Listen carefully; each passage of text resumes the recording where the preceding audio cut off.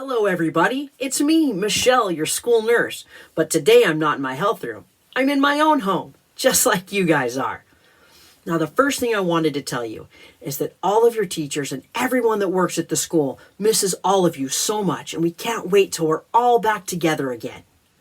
But today I wanted to take a few minutes and talk to you about a few things to help keep you, your families, and your friends safe during this crazy time.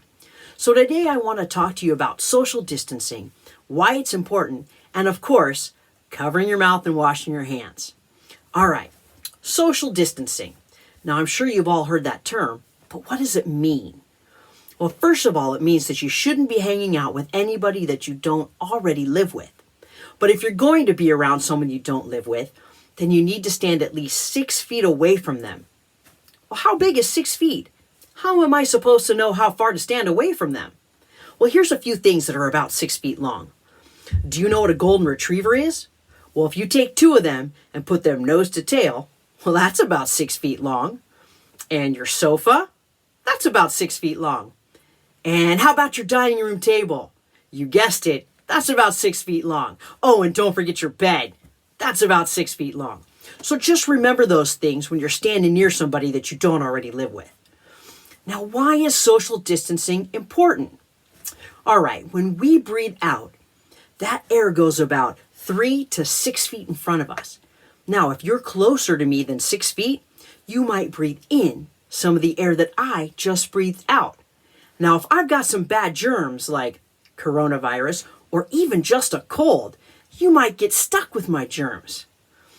Now, not only will you get sick, but here's the really important part. When you go back to your house, you could get your family sick. Now, some people can get sick and be okay, but our grandmas and our grandpas, or even our family members that get sick really easily, well, they could get very sick from those germs. That's why it's so important that we keep those germs out of our house and out of anyone's house. But I do want you to know that it's okay, and actually it's still a great idea to go outside and play, as long as you're only playing with people you already live with and you aren't touching things like playground equipment that doesn't get cleaned. All right, now the other way we keep germs out of our house is washing our hands and covering our mouth when we cough and sneeze. So it's so important to make sure that the soap and water gets on all surfaces of our hands and our wrists, back of our hands, between your fingers, your fingernails, all of that, okay?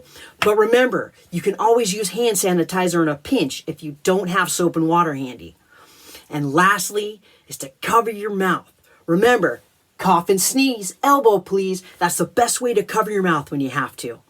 Hey everybody, I know it's really weird and crazy right now, but you're all so strong and so smart, and I know that you'll remember those few things that we just talked about today. Practicing social distancing, washing your hands, and covering your cough. Hey, thanks for hanging out with me today in my house. Remember, stay safe and be kind to each other, all right? Bye-bye.